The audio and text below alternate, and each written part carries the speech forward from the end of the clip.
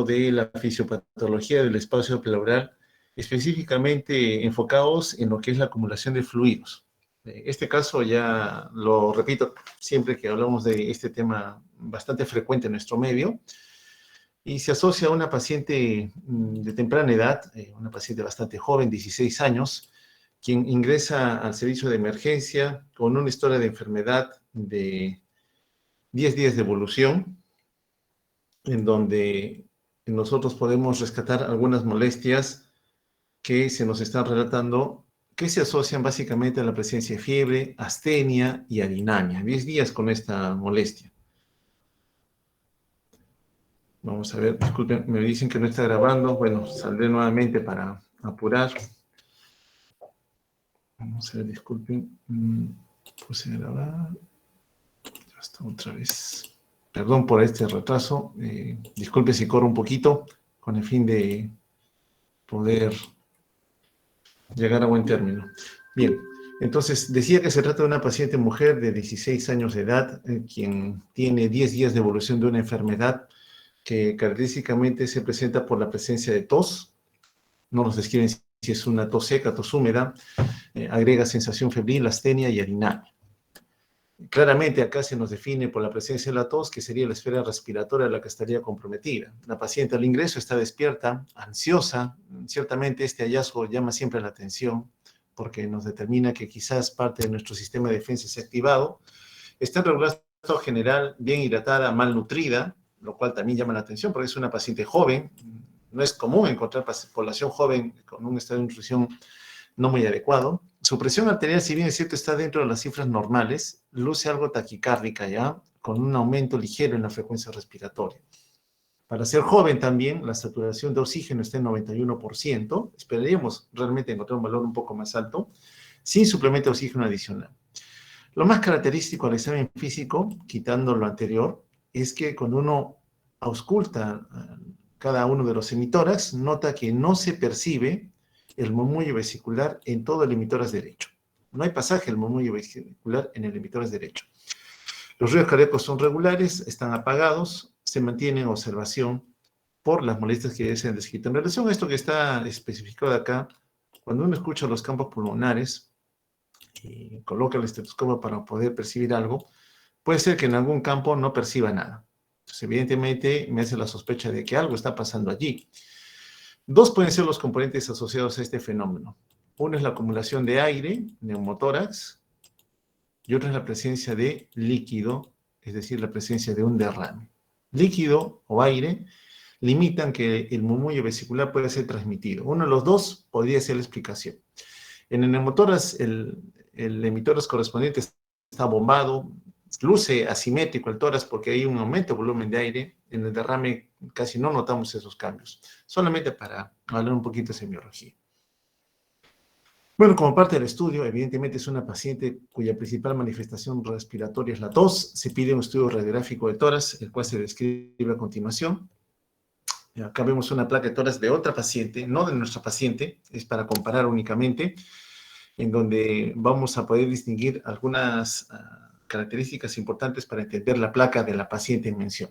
En primer lugar, la vía aérea, la tráquea, bronco principal derecho, bronco principal izquierdo, los campos pulmonares, derecho e izquierdo, y la silueta del corazón. Solamente quiero que, en vista de esto, ustedes ya graben en su memoria cómo es que normalmente deberíamos ver una placa de tórax de una paciente de sexo femenino. Esta línea que ven aquí corresponde a las sombras de las mamas, ¿no? Las mamas en la mujer. Es habitual encontrar esa línea, entonces es algo anatómicamente normal para nosotros en el sexo femenino. Bueno, sigamos avanzando. Entonces veamos qué encontraron en la placa de tórax de la paciente. Esta es la placa de tórax de nuestra paciente. Ciertamente nos llama la atención porque estamos habituados a encontrar campos pulmonares de color oscuro y acá vemos un campo pulmonar totalmente blanco, que cuando intentamos diferenciarlo del borde derecho del corazón, notamos que hace un todo, ¿no? Hace un todo con la silueta del corazón. Entonces, claramente hay un compromiso y un velamiento importante en el hemitórax derecho, que se corresponde con que no auscultamos el murmullo vesicular en ese hemitórax. Bueno, el murmullo vesicular, entonces, está abolido, no hay murmullo. Está velado, evidentemente. Entonces, cuando uno encuentra un velamiento, como estamos viéndolo acá, tiene dos connotaciones que rápidamente pensar en su cabeza. Este velamiento puede corresponder a la presencia de una atelectasia o a la presencia de un derrame. ¿Hay diferencia entre los dos? Sí, el derrame está en el espacio pleural. La atelectasia está en el parénquima pulmonar. Pero ya sabemos que la atelectasia para nosotros representa un alveolo que, estando ventilado previamente, ahora se ha desinflado, ha colapsado el alveolo. En este caso es todo el pulmón derecho, entonces hablaríamos de una atelectasia pulmonar total, ¿no? Todo el pulmón derecho se habría atelectasiado. Y en el derrame, bueno, hay líquido en el espacio pleural. Como el espacio pleural rodea todo el pulmón, evidentemente la acumulación de líquido también de un color blanco. ¿Cómo los diferencio? Bueno, cuando tengo atelectasia, un pulmón desinflado va a hacer que todas las estructuras que están en relación con él sean traccionadas hacia el lado donde está la atelectasia. Es decir, si hubiera una atelectasia aquí, toda la tráquea, el corazón, el pulmón contralateral, todo estaría retraído hacia el lado en donde estamos perdiendo aire, en donde está ocurriendo la atelectasia. En cambio, si fuera un derrame, todas las estructuras de un derrame importante, todas las estructuras estarían siendo empujadas hacia el lado contralateral. La tráquea, la silueta del corazón, estarían siendo empujadas hacia el emitoras contrario. Entonces, esa es la forma de distinguirlos radiográficamente hablando. Aquí no aparenta una atelectasia, más la sospecharía a favor de un derrame, ¿no? A favor de un derrame pleural derecho. Bueno, ante esta eventualidad, la sospecha es que hay líquido ahí en el espacio pleural derecho, es que se pide evaluación por neumología. Recuerden que neumología es la especialidad que evalúa la esfera respiratoria. El fin de hacer una evaluación por ellos era de que le realicen una toracocentesis. La toracocentesis es la punción del espacio pleural en caso haya líquido, con el fin de poder obtener alguna muestra diagnóstica. Entonces, el líquido obtenido me va a servir para estudiarlo, y analizarlo y ver qué está pasando.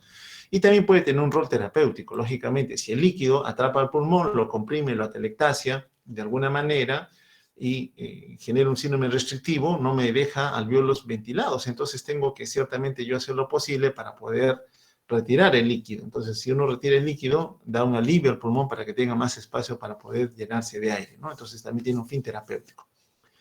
Nos responden que no hay neumólogo, entonces no hay quien haga la toracocentesis, el paciente sigue en observación y se pide una nueva placa de tórax. La nueva placa de tórax revela lo mismo, un pulmón, mejor dicho, un campo pulmonar derecho totalmente velado, está blanco, no distingo una zona oscura que me diga hay pulmón ventilado, salvo la parte apical superior, poquito pareciera que aquí está ventilado. Nuevamente, no noto la silueta del borde derecho del corazón, no la veo. Significa que hacen un todo, en realidad, la silueta del corazón con el pulmón del lado derecho. En relación al espacio pleural, algo las está comprometiendo en forma conjunta. Y ciertamente también, por lo menos lo que uno ve, es una silueta del corazón algo agrandada, ¿no? Si notan el borde izquierdo, casi llega hasta la parte lateral, ¿no? Entonces, aparentaría también un crecimiento del corazón, aparenta. Bueno, el segundo día, estando la paciente ya en observación, ya se ve su placa, no hay neumólogo, quieren hacer toracocentesis, no hay manera de hacerlo, nos dicen que la paciente empeora. Y el empeoramiento va asociado a una mayor dificultad respiratoria.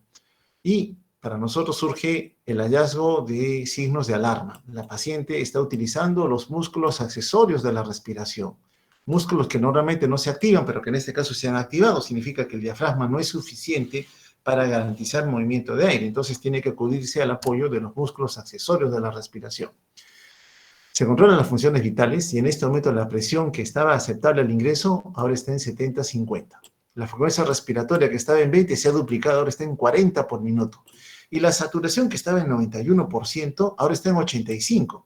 Sin embargo, noten ustedes que está recibiendo oxígeno adicional, 100% de oxígeno, y su saturación está en 85%. Claramente aquí estamos notando que hay un compromiso en la función cardiocirculatoria, está hipotensa, está en shock circulatorio, y tiene también un mayor compromiso a nivel respiratorio. Entonces, son dos órganos que en este momento están fallando. La cuestión en sí es determinar qué está ocurriendo, porque estos dos aparatos están en falla, y cuál sería la causa, si es común a ambos o no. Bueno, ante la gravedad del cuadro se decide intubar a la paciente y darle soporte ventilatorio.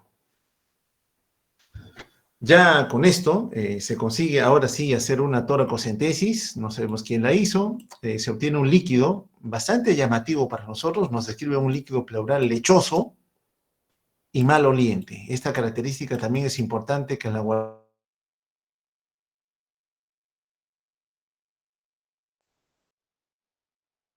también por algunas características, una de las cuales es el olor, ¿no? Y el olor en la muestra obtenida y que iría de la mano con algún componente patológico importante. Bueno, la muestra se obtiene y se mandan para hacer coloración de Gram, para cultivar la muestra y para hacer un estudio citoquímico, que son muestras que habitualmente uno siempre envía para hacer un estudio general. No solamente fluido asociado al líquido pleural, también puede ser líquido cefalorraquídeo, líquido acítico o cualquier fluido corporal obtenido del organismo de cualquier persona. Entonces, casi en forma obligatoria, mandamos un frasquito para coloración de Gram y cultivo, otro frasquito para citoquímico, con mucha frecuencia un tercer frasquito para estudio de búsqueda de bacilo de Koch, un cuarto frasquito lo enviamos para estudio oncológico, ¿no? Para hacer un Papa Nicolau, por ejemplo, histopatológico, o un block cell, que lo describiremos al final, para buscar células neoplásicas, ¿no? Entonces, 4 frascos casi en forma obligatoria se envían para estudio de muestra y definir qué es lo que estaría arrojando. Bueno, llegan los resultados del líquido pleural.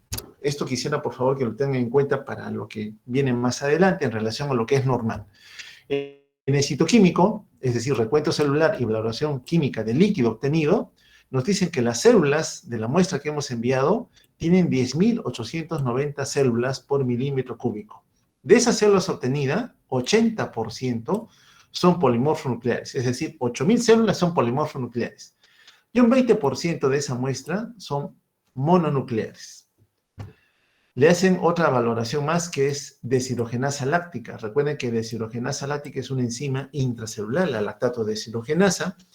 Su aumento evidentemente nos dice destrucción celular, pero también puede ser alto recambio celular. Por alguna condición las células están acumulando, multiplicando en gran cantidad. El valor es de 7.200. Proteínas en el líquido salen 4 gramos por decilitro, el pH en el líquido 6.7. Miden también la glucosa en el líquido pleural de la muestra obtenida y sale en 3 miligramos por decilitro. La coloración de Gram del líquido nos arroja que encuentran bacterias Coccus Gram positivos y bacilos Gram negativos. Flora mixta, una flora polimicrobiana entonces. Recuerde que la coloración de Gram también nos va a ayudar a determinar si habría algún agente patógeno que está asociado a la presencia del derrame. Y acá lamentablemente encontramos 2 floras, una de las Gram positivos y otra de los Gram negativos, que ciertamente nos dice que la condición asociada a un probable proceso infeccioso es alto y de gran gravedad. Bueno, siempre que obtenemos una muestra de algún fluido corporal, tenemos que hacer la comparación. ¿Con qué?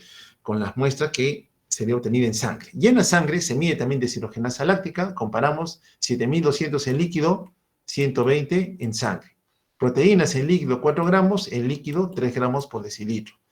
pH en líquido 6.7, en sangre 7.45. Glucosa en líquido 3, glucosa en sangre 77. Evidentemente hay diferencias, siempre es así, es normal, anormal, ¿qué estamos viendo? Vamos a analizarlo luego al final, pero recuerden esos valores, DHL 7200, proteínas 4, pH 6.7, glucosa 3 miligramos por decilitro. Bueno, con los resultados se pide evaluación por cirugía, no entendemos por qué le piden evaluación por cirugía, si ya alguien le ha metido la aguja y ya sacó una muestra de líquido. Y nos dicen que la condición es para pedirle que coloquen un tubo de drenaje torácico. Este es un tubo especial, como una manguera, que se coloca en el espacio pleural. Es algo traumática, bastante dolorosa también. Hay que aplicar anestesia local en forma bastante prolija para evitar incomodar al paciente. Y luego, de hecho, esto, o sea, cirugía hizo el procedimiento, la oxigenación de la paciente mejora. Sin embargo, llama la atención algo importante. Persiste hipotensa. Hay un compromiso persistente a nivel hemodinámico. Persiste la hipotensión arterial. Se ha conseguido mejorar la oxigenación, pero la esfera hemodinámica persiste alterada, por lo cual indican tratamiento con vasopresores. Era una indicación esperada, ¿no? Un paciente con shock circulatorio que no mejora y la perfusión es determinante para garantizar oferta de sustratos energéticos a las células, teníamos que empezar la terapia con vasopresores, en este caso con norepinefrina. Esta es la placa de control de la paciente post colocación de un tubo de drenaje. El tubo está acá por si acaso, este es el tubo ingresando al espacio pleural. ¿Qué notamos aquí? El tubo sigue por aquí, por si acaso, ¿no? El tubo viene por acá, se va hasta acá arriba. Ese es el tubo de drenaje. Bien, ¿qué notamos? Que veo algo más de un campo oscuro, que indirectamente me dice, por aquí está entrando algo más de volumen de aire, o que quizás hemos retirado líquido, y lógicamente me deja ver mejor el pulmón. Recuerden que la pleura envuelve al pulmón, por tanto, si hay líquido que está presente allí, va a opacarme poder visualizar al parénquima pulmonar. Entonces ya noto algo más de pulmón en el lado derecho, y eso en parte me explica de que la paciente ha mejorado la oxigenación. Entonces hay una correlación entre lo que se hizo y lo que se ve. La silueta del corazón, en cambio, persiste de un tamaño algo agrandado en relación a lo que corresponde a esta paciente mujer de 16 años de edad. Sí aparenta un crecimiento de la silueta cardíaca. Ahora, no todo crecimiento de la silueta cardíaca es que sea el corazón la causa, ¿no? Entonces, no siempre es el corazón. Recuerden que el corazón tiene algunas estructuras que le están rodeando. Muy bien, aquí está el líquido ya en drenaje. Acá está un frasquito de drenaje de la paciente, en donde el material lechoso que nos describían está siendo acumulado, y notamos algo bastante significativo en esta muestra, ¿no? Notamos un nivel, ¿no? Una línea que separa el componente lechoso de un componente líquido algo menos denso, de un color amarillo, cetrino, turbio, en la parte superior. Como que hubiera sedimentado algo hacia la zona más baja por gravedad. Evidentemente debe haber algo más de detritus orgánicos allí que me expliquen lo que está pasando. Importante guardar en su memoria esto que está aquí, ¿ok? Por favor, esta imagen tal y cual la están viendo acá, grábensela para entender qué es lo que estaría sucediendo con esta paciente. Aquí otra parte de la muestra que se ha retirado, que se está retirando del espacio pleural, francamente purulento, ¿no? Y nos dicen que el olor es pútrido, ¿no? Maloliente. Y eso va de la mano con lo que encontraron, ¿no? Encontraron una flora polimicrobiana. Probablemente se trate también de anaerobios, los cuales no crecen en un medio común de cultivo, por microbiología, requieren un medio especial de crecimiento, pero el olor, ese pútrido maloliente, para nosotros indirectamente nos dice aquí también hay gérmenes anaerobios que estarían asociados a la presencia de ese líquido pleural.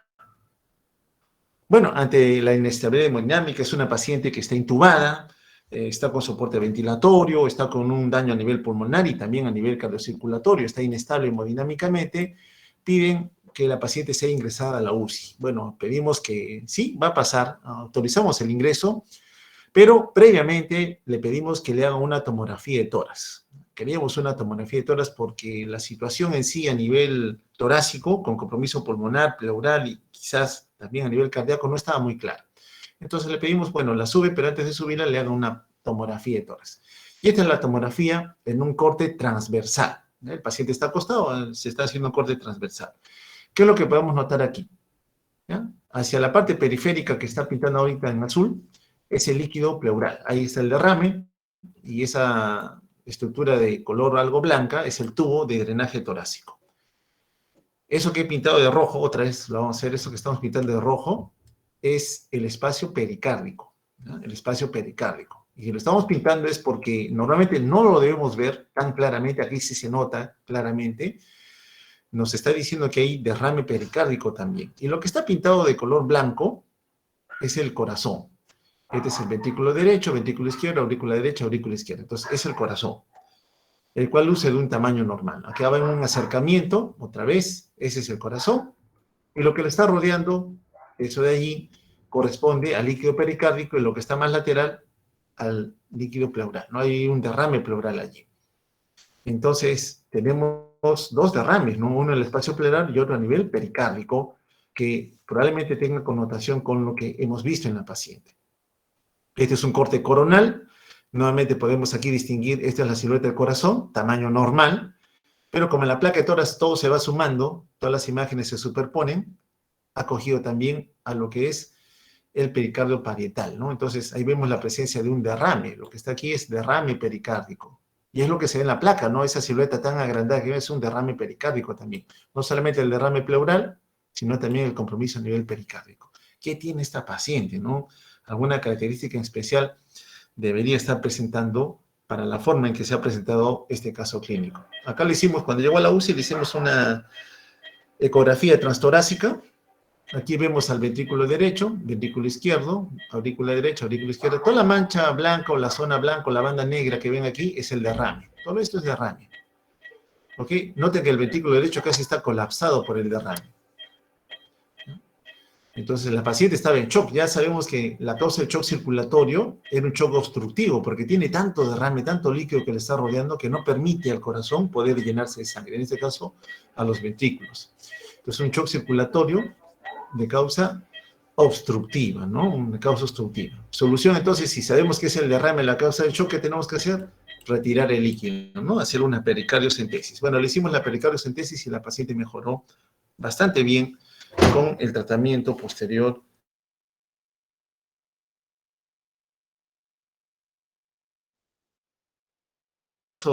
particular con afección no solamente pleural, sino también pericárdico, paciente mujer, y en las mujeres hay una serie de enfermedades que característicamente se presentan con mucha frecuencia y cuya sospecha al final se confirmó con algunos estudios especiales. Repito, lo comentaré al final. Bueno, entonces los efectos fisiopatológicos del derrame pleural son el motivo de la reunión del día de hoy. Puntualmente, sabemos que los órganos intratorácicos están protegidos por una pared ósea, por un componente muscular y de membranas, con el fin de darle soporte, protección y, lógicamente, comodidad para realizar el trabajo que continuamente están desarrollando. Entonces, este soporte osteomuscular, las costillas, el esternón, el paquete muscular, el celular cutáneo, la piel misma, le dan soporte, pero con ciertas particularidades, sabiendo que este espacio de aquí es ocupado por pulmones, los cuales van a cambiar el volumen en relación a la cantidad de aire que puedan introducir. Bueno, estos pulmones tienen una protección también importante. Una membrana que se repliega, una en contacto íntimo con el pulmón, conocida como pleura visceral, que es la capa interna, y otra que se conecta directamente con la pared torácica, conocida como pleura parietal o membrana externa. Todas estas posicionadas dentro del tórax. Muy bien.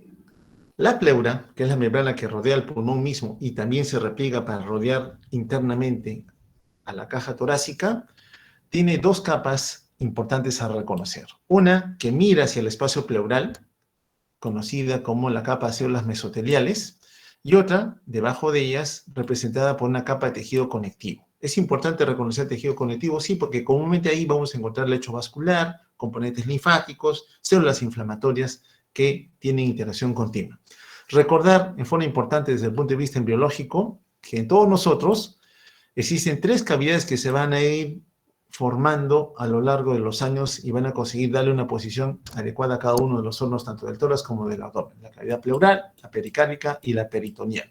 Como tienen un origen embriológico más o menos común, pueden aún mantenerse en la etapa adulta algún grado de comunicación entre cada una de estas cavidades, lo cual puede llevar a que un componente líquido de una pase al otro por esas comunicaciones que puedan quedar en cada una de ellas. Bueno, aquí simplemente para ver la cavidad pleural, acá noten que al inicio de la formación del nuevo ser, el corazón y las membranas que lo rodean ocupan gran parte de la caja torácica, en formación todavía. Lógicamente, luego esta se va a internalizar y va a ser atrapada por los pulmones, quienes finalmente también le van a dar una protección en relación al mediastino medio, que verán posteriormente en cirugía. Bueno, nos concentramos otra vez en nuestro espacio pleural. Este espacio pleural tiene algunas particularidades que deben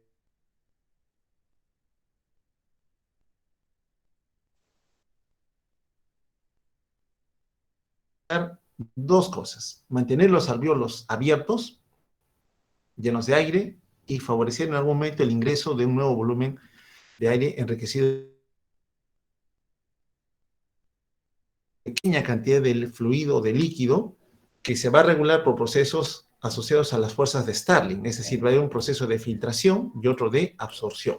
Formación continua y de recuperación de líquido para el retorno a la circulación sistémica. ¿Qué rol cumple el fluido que normalmente se está produciendo siempre a este nivel? Transmitir las fuerzas transpleurales. Recuerden que los pulmones siempre están en movimiento en cada ciclo ventilatorio. Aumentan o cambian su volumen total. Por tanto, al momento de cambiar el volumen total, al momento que uno genera la inspiración, un mayor espacio van a requerir los pulmones para recibir este volumen de aire. Por tanto, van a rozar con la caja torácica y ese roce ciertamente puede producir algún tipo de molestia o limitación al aumento del volumen aéreo que en ese momento se está recibiendo. Entonces, esas fuerzas que se generan en cada ciclo ventilatorio van a ser transmitidos y facilitados por la presencia de esa pequeña cantidad de líquido. Entonces, en general, la presencia de líquido pleural es importante porque va a ayudar a acoplar el movimiento del pulmón en relación a la caja torácica. El pulmón es el que cambia directamente su volumen, y la caja torácica también, cada vez que los músculos intercostales también están favoreciendo un levantamiento de las costillas para ampliar el diámetro anteroposterior y transversal del tórax. Bueno, aquí vemos una videotoracoscopía. Podemos distinguir hacia la parte inferior al pulmón. Este es el pulmón, todo lo que está delimitado de aquí para abajo es el pulmón. Y hacia la parte superior vemos la pared torácica, ¿no? Las costillas. Estas son las costillas.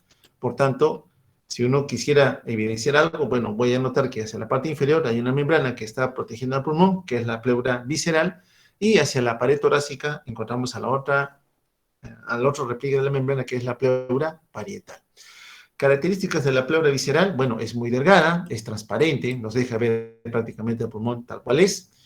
Está bien adherida al parénquima pulmonar, pero tiene una característica importante. Es rica en fibras elásticas, lo cual es necesario. Recuerden que el pulmón, al momento de iniciar un ciclo ventilatorio, de inspirar, de ingresar un volumen de aire, aumenta el volumen. Por tanto, si no hubiera estas fibras elásticas, no podríamos aumentar el volumen pulmonar. Entonces, este es un requerimiento importantísimo. Si algo afectara a la pleura visceral o hubiera una pérdida de las fibras elásticas, evidentemente ese pulmón, por más que quiera, no podía expandirse con la facilidad con la cual lo haría en un individuo normal. En relación a la pleura parietal, encontramos que se adhiere íntimamente a la pared torácica, está firmemente adherido, es una adherencia mucho más firme, y esto establece la formación de una capa de un componente fibroso, no es elástico. Por eso se le reconoce también como una fascia endotorácica, pero a final de cuentas representa a la pleura parietal. Solo que una, la que está adherida al pulmón, es mucho más elástica. Bien, el volumen normal de líquido pleural que nosotros tenemos, un individuo promedio peruano pesa 60-70 kilos, es de 1 a 2 décimas de mililitro por kilogramo de peso. Significa que un peruano de 70 kilogramos tendrá entre 7 y 14 mililitros de líquido pleural normalmente. Ese es el volumen que normalmente nosotros tenemos. ¿Cuántas proteínas tiene? Bueno, las proteínas son bajas a este nivel, más o menos 1,5 gramos por decilitro. Recuerden que la paciente tenía 4, ¿ya? Tenía 4 gramos por decilitro de proteínas. Contiene pocas células, en general menos de 1.700 células, pero con una característica. Macrófago, célula mesotelial y linfocitos, todas son mononucleares, todas. Recuerden que la paciente tenía 10.000 y la mayoría, 80%, eran polimorfonucleares. Y aquí nos está diciendo que lo normal es que sean pocas y el predominio son mononucleares. Evidentemente, el líquido de la paciente que presentamos tenía connotación claramente patológica. Otra característica de la pleura en sí es que el área de superficie en un adulto más o menos es de 2.000 centímetros cuadrados. Una gran área de superficie que la pleura va a tener en correspondencia con el pulmón y con la pared torácica. El aporte sanguíneo, bueno, viene a través de las arterias intercostales, hay un drenaje linfático presente tanto a nivel de la pleura parietal como también a nivel de la pleura visceral, pero va a tener una característica importante que las va a diferenciar claramente. ¿Los dos tienen linfáticos? Sí.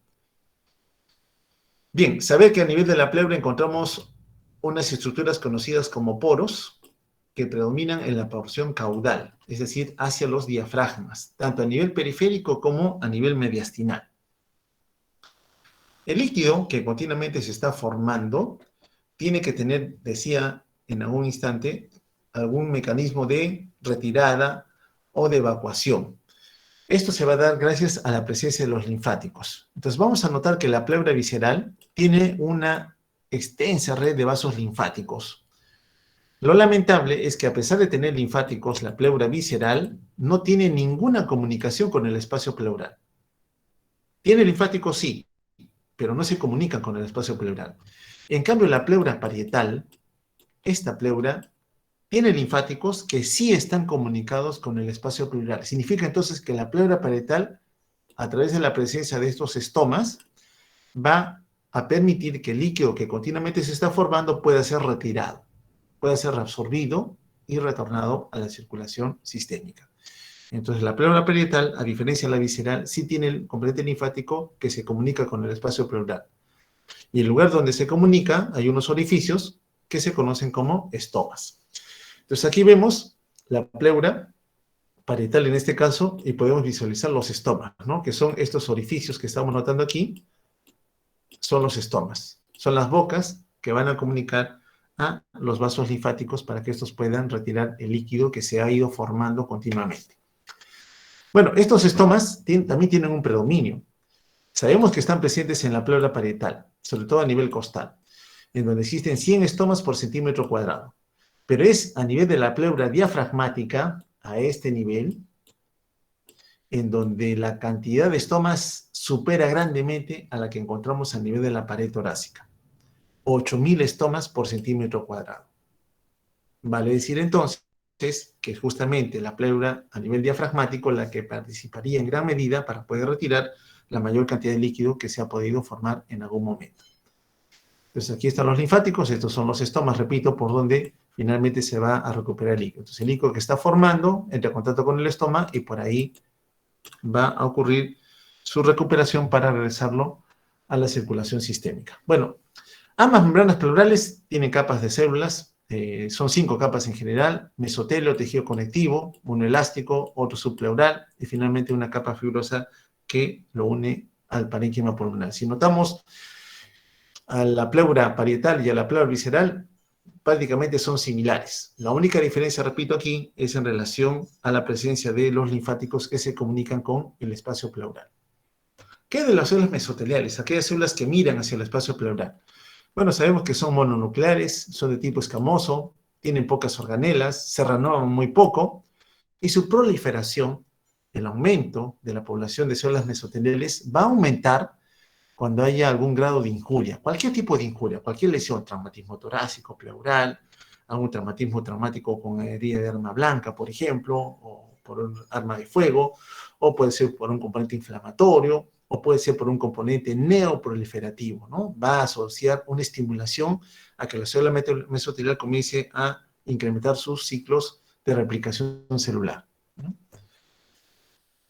Hay la presencia de microvellosidades a este nivel cuya función en sí no se tiene claramente determinada, solamente es una vista de la superficie externa. Bueno, el ambiente patológico entonces.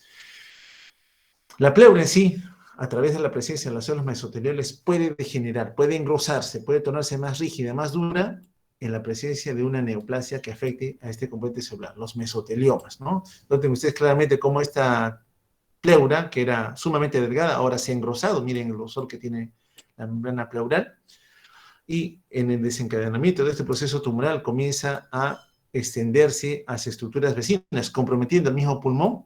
El mesotelioma comprime el pulmón, ahora ya va a perder elasticidad la pleura visceral, no le va a dar espacio al pulmón para poder expandirse, genera un síndrome restrictivo también, y en un momento dado, por su extensión, compromete también el pericardio, ¿no? También se va a extender al pericardio, afectando en algún momento a la estructura que rodea el corazón y pudiendo en algún instante también afectar la función cardiocirculatoria. Este es un PET scan, una prueba especial de tomografía para poder pintar o dibujar mejor.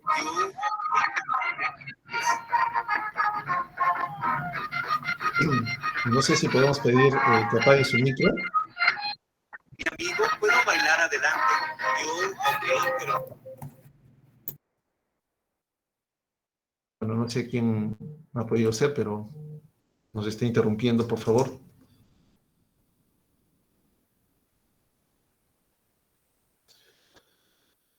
A ver, mi otra computadora. Señor Quispe, le voy a pedir, por favor, que tenga más cuidado. Señor Quispe está presente, ¿no?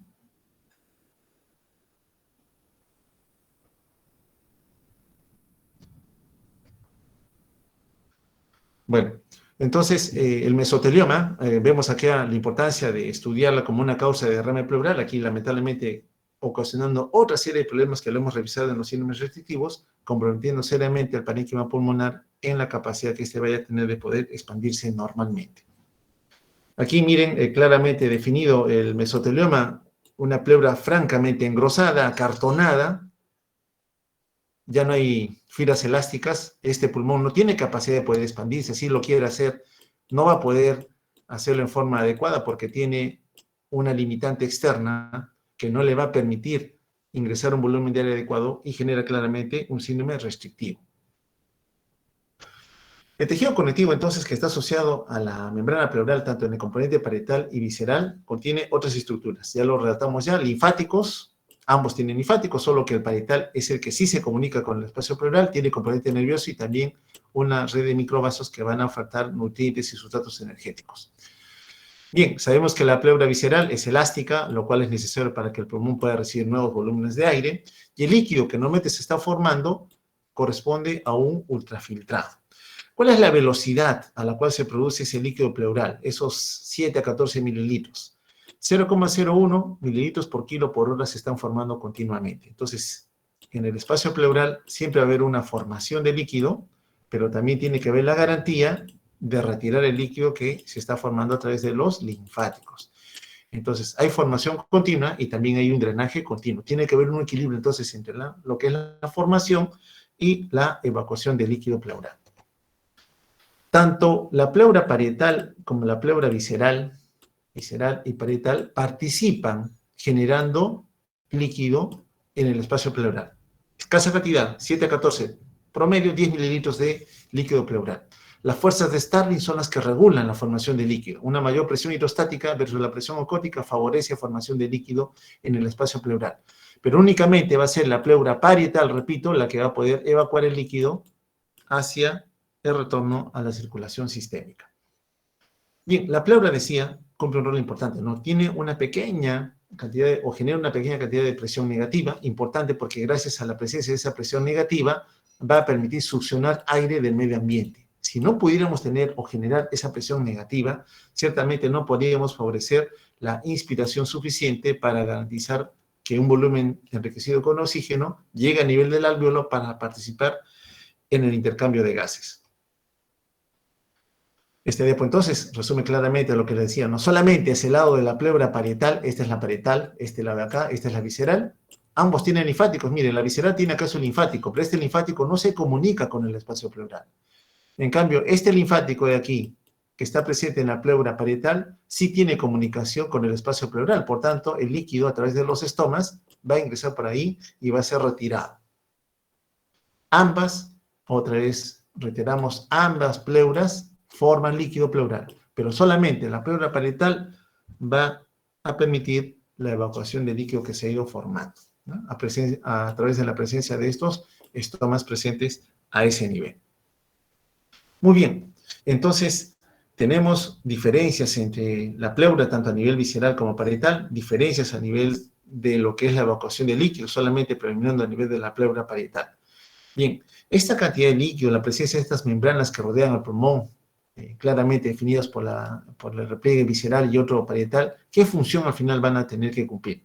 Permitir el movimiento de expansión pulmonar. Recuerda que cuando el pulmón aumente su volumen, va a tener contacto íntimo con la parte interna, la pared interna de la pared torácica, ¿no? Entonces siempre va a existir un roce. Aquí, por ejemplo, al final de la expiración, los pulmones no tienen tanto volumen de aire, están desinflados, parcialmente, ¿no? Porque todavía tienen un volumen de aire allí. Todo esto que está pintado en celeste es el espacio pleural.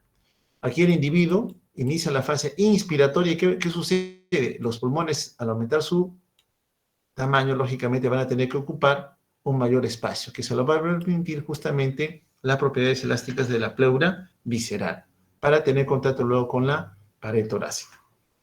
Muy bien, entonces estas membranas pleurales tienen características importantes, una formación de líquido importante también, que siempre se tiene que ir evacuando, y el líquido es necesario para permitir un contacto suave entre el pulmón y la pared torácica, sin llegar a ocasionar ningún tipo de alteración en la mecánica ventilatoria.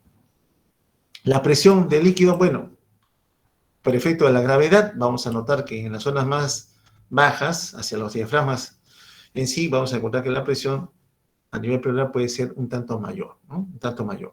Y recordar que cualquier incremento de la presión negativa puede también llevar a afectar la movilización de los gases en relación a esa presión que se haya podido generar. Muy bien, entonces los pulmones tienen una membrana que está íntimamente adherida a ellos, que es la pleura visceral. La pleura visceral elástica permite que el pulmón pueda cambiar su tamaño según la necesidad que pueda ocurrir en algún momento, ¿no? Dependerá de lo que pueda ocurrir. Un aspecto importante también es saber que esta membrana pleural que rodea los pulmones tiene unos repliegues, ¿no? Una vez que se repliega, da origen a la pleura parietal que estamos viendo aquí, Entonces, se generan algunos espacios virtuales también. Uno de ellos característico es este que está aquí abajo, conocido como ángulo, por la forma que tiene, ángulo costo diafragmático, en este caso del lado derecho, ángulo costo diafragmático derecho. Normalmente es un espacio vacío, no notamos la presencia de nada normal allí, pero a veces ocurre que algunos individuos comienzan a generar mayor cantidad de líquido. Entonces, cuando hay mayor cantidad de líquido, este ángulo va a desaparecer. Y cuando yo ya no veo, no visualizo el ángulo, o lo veo que está ocupado por una lesión de tono o de color blanco, para mí es una señal indirecta de que aquí existe acumulación de fluido. El no ver el ángulo costo diafragmático de color oscuro, sino verlo obturado o ocupado por un espacio de color blanco, involucra para mí el definir que aquí hay acumulación de fluido. Muy bien, tanto las vistas posteriores o anteroposteriores.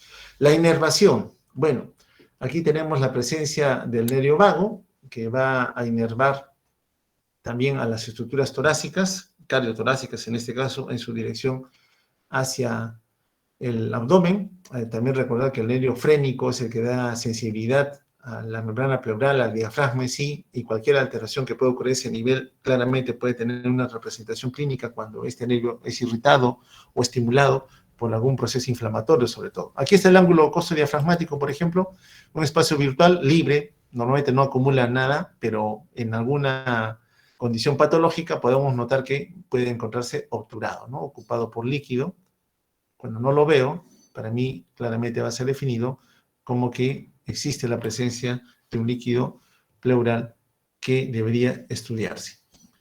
Bien, entonces, sabiendo que continuamente en todos nosotros tenemos una formación de líquido pleural, ambas pleuras participan, solo la parietal logra recuperar el líquido que se ha formado a través de sus linfáticos, ¿en qué escenario vamos a tener la presencia de un derrame o acumulación anormal de este líquido pleural? Bueno, dos condiciones pueden ocurrir por separado o en conjunción. Una es que la velocidad de producción de líquido sea mucho mayor.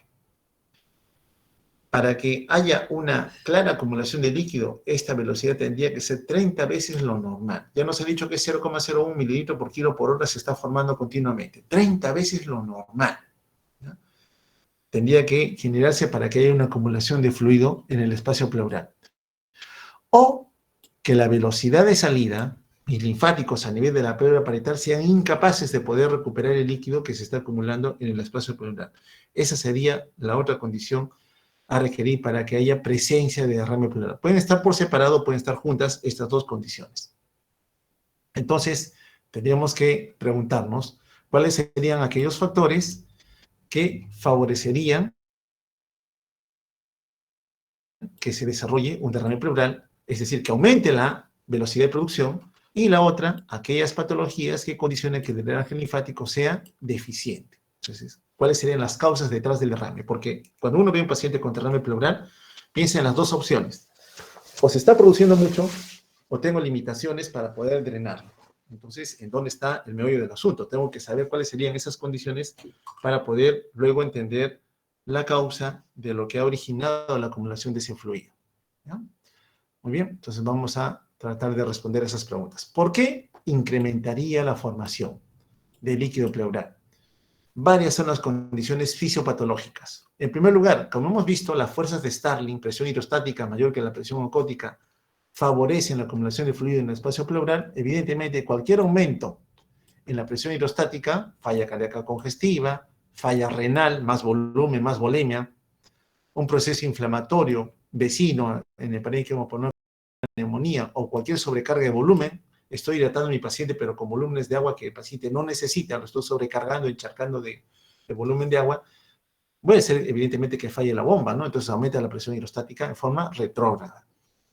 Cualquier condición que lleve a que la presión hidrostática en los capilares pleurales también se incremente. También acá vamos a encontrar que las causas cardíacas son frecuentemente asociadas a su presentación. Un paciente con insuficiencia cardíaca también por ese mecanismo favorece no solamente que el pulmón a nivel alveolar y a nivel intersticial acumule agua, sino que también la pleura comience a producir mayor cantidad de líquido. La efusión pericárdica, hemos visto aquí en este escenario de esta paciente, ¿habrá sido el compromiso pericárdico el que empezó el proceso? No lo sabemos, al final diré qué fue lo que encontraron. Una obstrucción de la vena cava superior por algún componente tumoral también puede favorecer la acumulación de fluidos. Si uno obstruye un drenaje o un flujo continuo de sangre por algún nivel, va a aumentar la presión hidrostática y puede también favorecer de que haya una acumulación de fluidos. Que la permeabilidad en los capilares de la pleura parietal o visceral se incremente. Generalmente cualquier proceso inflamatorio vecino. A la cabeza son las neumonías, en caso fuera problema pulmonar, lógicamente favorecen también la aparición de derrames. Es común que en un paciente con neumonía, a los días de evolución del proceso, encontremos la presencia de derrame, un derrame paraneumónico, como habitualmente sucede. A veces el daño no está inmiscuido solamente a nivel torácico, a veces viene de estructuras vecinas. A nivel peritoneal, por ejemplo, un aumento de fluido peritoneal, un paciente con daño hepático que acumula líquido en el abdomen, una ascitis asociada a una cirrosis hepática, o un paciente con daño renal quien tiene diálisis peritoneal, a quien se le introducen volúmenes de líquido a nivel abdominal, a nivel de la cavidad peritoneal, puede también, a través de esas comunicaciones con las cuales nacemos, hemos visto que hay un origen biológico común, favorecer que el líquido se desplace hacia el espacio pleural. Alguna lesión vascular, a veces nos ocurre, ¿no? Queremos introducir un catéter a nivel de la vena subclavia, por ejemplo, y por ahí hemos ocasionado un traumatismo o hemos lesionado la vena, entonces la vena ya lesionada, injuriada, que tiene un lugar de punción inadecuado, tiene un orificio de salida de sangre que se va a evacuar hacia el espacio pleural. O a veces, cuando queremos hacer un procedimiento en el lado izquierdo del tórax, a veces no se entiende, acá está el pulmón derecho, el pulmón izquierdo, hay un componente vascular, la vena la vena subclavia derecha por aquí, la vena subclavia izquierda por aquí, acá viene la vena yugular interna, vena cava superior, para llegar al corazón, ¿no? Entonces, sucede que a veces yo necesito introducir un catéter dentro de alguna de estas venas, entonces comienzo a punzar a ciegas en la región infraclavicular. Y a veces mi punción es muy vertical, o no encuentro la vena, o sí la encontré, pero hago varias punciones y en cada una de esas punciones lesiono la vena. Entonces, cuando lesiono la vena, evidentemente esa lesión en la vena va a llevar a que haya un vaciamiento de sangre que no voy a ver hacia el espacio pleural. Entonces, gradualmente comienza a acumularse la sangre, se acumula, hasta que hay una mayor cantidad de fluido, en este caso sangre, en el espacio pleural. El antecedente, ese paciente varias veces el médico intentó colocarle catéter, no pudo. Y al día siguiente o los 2 días aparece falla respiratoria, le toman la placa y encuentras un campo pulmonar derecho velado, por ejemplo. El otro es el conducto torácico, ¿no? El que también reconocemos por anatomía, que recoge una gran cantidad de lípidos, entonces va por el lado izquierdo. Justamente yo intento punzar vamos a ver por acá, por la región infraclavicular izquierda, intentando coger la vena subclavia del lado izquierdo, no puedo, pincho, en una de esas lesioné el conducto torácico. Por tanto, todo su contenido, que son lípidos, también comienzan a ocupar el espacio pleural. Y también me va a dar un paciente con falla respiratoria, pulmón velado, líquido, pulso y sale un líquido lechoso. Los líquidos son como la leche, como la nata, así lo van a ver directamente, ¿no? Pero está el antecedente, ¿no? El médico intentó en el lado izquierdo punzar, no pudo. Entonces, hago correlación. Esta es lamentablemente una condición de riesgo que a veces nos ocurre cuando hacemos estos procedimientos. Otra causa es cuando disminuye la presión pleural. Pacientes que tienen componente asmático, por ejemplo, tienen problemas para poder, en la fase expiratoria, no puede eliminar un volumen de aire, atrapo aire, más presión negativa es como una succión. Succiono líquidos, entonces el espacio pleural también va a comenzar a acumular fluidos a consecuencia de este desorden fisiopatológico. Aquí vemos esta condición, ¿no? Bastante frecuente. Un paciente varón, 67 años de edad, tiene antecedente de cardiopatía isquémica, se ha infartado, tiene una cardiomegalia, así pues ya claramente noto una cardiomegalia aquí, es un corazón agrandado, y viene el paciente por un cuadro de disnea, de un día de evolución. En la placa de tórax, bueno, ¿qué es lo que notamos? Un pulmón ya no negro, algo blanco, los cilios ingurgitados, ¿no? Los vasos que se van hacia la periferia, algo velado. Miren, acá no noto el ángulo costodiafragmático, no lo veo. ¿No lo ves? Acá hay líquido. Indirectamente me dice que todo este velamiento que vemos acá es derrame pleural. No solamente congestión pulmonar, no solamente hay alvéolos que están inundados de agua, sino también el espacio pleural, por aumento de la presión hidrostática, está llevando a una mayor producción de líquido pleural. Entonces, en la falla cardíaca también vemos la presencia de derrame pleural, generalmente bilateral. Raramente vemos unilateral y ahí nos obliga a tener que punzar, sacar muestra para ver si efectivamente corresponde a un líquido correspondiente a la falla cardíaca, ¿no? Entonces, este escenario claramente determina una efusión pleural por aumento de la presión hidrostática. Aquí mejor representado, ¿no? La falla cardíaca lleva a congestión, lógicamente, a la acumulación de fluidos primero en el intersticio, luego en los alvéolos, aumenta la presión hidrostática, finalmente ese fluido, aumentó la presión, comienza a acumularse ahora sí hacia el espacio pleural, ¿no? Mayor cantidad de líquido pleural formado que no es capaz de ser evacuado a la misma velocidad que por los vasos linfáticos presentes en la pleura parietal. Un escenario de individuo con falla cardíaca. Y ahora el otro componente no solamente es la producción, ¿no? También puede ser una limitación en la evacuación del líquido pleural. Bueno, la disminución de la evacuación o de la absorción de líquido ocurre en dos escenarios característicos. Uno, cuando sobrecargamos de volumen de agua a un paciente. Mire, que es la misma causa que favorece la formación, también limita la reabsorción. Lo vamos a ver en un momento por qué la sobrecarga de volumen puede limitar la absorción. El segundo es lo más importante, los linfáticos. Si yo sé que los linfáticos se encargan de drenar el líquido que se ha ido formando, algún componente patológico que cierre los estomas o que comprima los linfáticos va a llevar a que no podamos retirar el líquido que se está formando. Esto generalmente ocurre en un paciente con un desorden neoproliferativo, una tumoración a nivel pulmonar, a nivel pleural, linfadenopatías o alguna enfermedad linfática primaria, ¿no? Cualquiera de ellas. Vemos este escenario. Miren lo que nos dice acá. Tenemos un paciente, mujer en este caso, con un carcinoma de ovario, quien tiene metástasis pulmonar izquierda, ya se sabía entonces, y que ahora viene probablemente por un cuadro de dificultad respiratoria y una efusión. Efusión es derrame, ¿eh?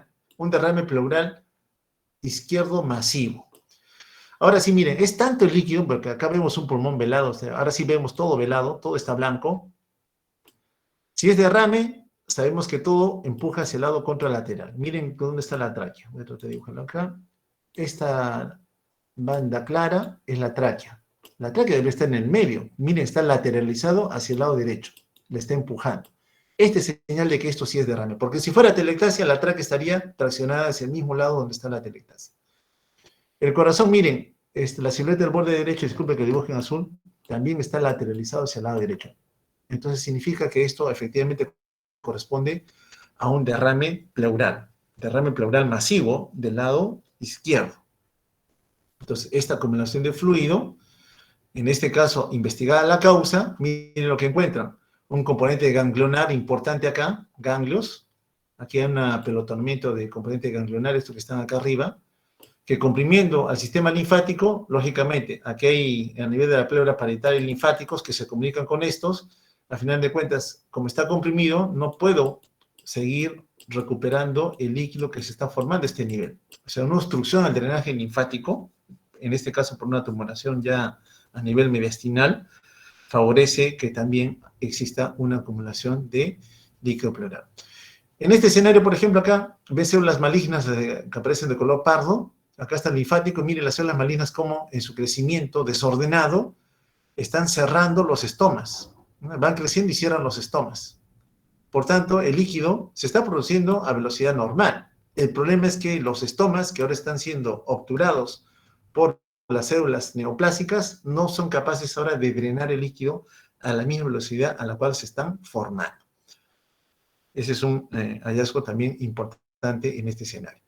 Bueno, señalaba hace un instante de que para formar líquido pleural las fuerzas de Starling participan grandemente. Por un lado, la presión hidrostática mayor versus la oncótica es la que favorece la movilización de fluidos desde el lecho intravascular hacia el intersticio. Muy bien. El linfático, como sucede habitualmente, se encarga de recuperar parte del fluido acumulado allí. No queremos que se quede en ese tejido. Solamente se acumula temporalmente y luego se retira. Cumple una tarea definida. Se acerca a las células para darle lo que necesitan en relación a sustratos energéticos y luego tiene que regresar a la circulación sistémica. Bueno, decía hace un instante que cuando el fluido se va migrando desde la luz del vaso hacia el intersticio, conforme se aleja del lado arterial, se está alejando y se acerca a la vena, la presión hidrostática va cayendo. Y al ir cayendo la presión hidrostática, nos queda solamente proteínas hacia el lado venoso, por tanto la presión oncótica favorece la reabsorción de fluidos. Muy bien, eso es lo normal. Eso es lo que habitualmente nosotros reconocemos como algo que nos va a acompañar siempre. Muy bien. Entonces aquí tenemos una vena. Aquí está un sistema venoso. Entonces las venas, como estamos viéndola acá, tienen un componente llamativo. Si cualquier proceso aumentara la presión en el territorio venoso, la presión hidrostática en la vena estaría mucho mayor. Entonces, si hay más presión hidrostática porque hay alguna obstrucción en el sistema venoso, no vamos a permitir la reabsorción.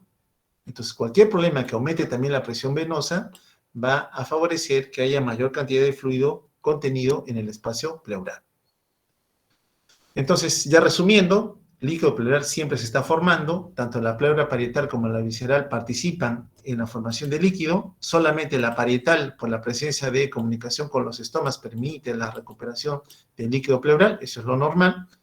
Entonces, en ese escenario, tiene que darse justamente la posibilidad de poder garantizar la recuperación de líquido, eso es lo normal.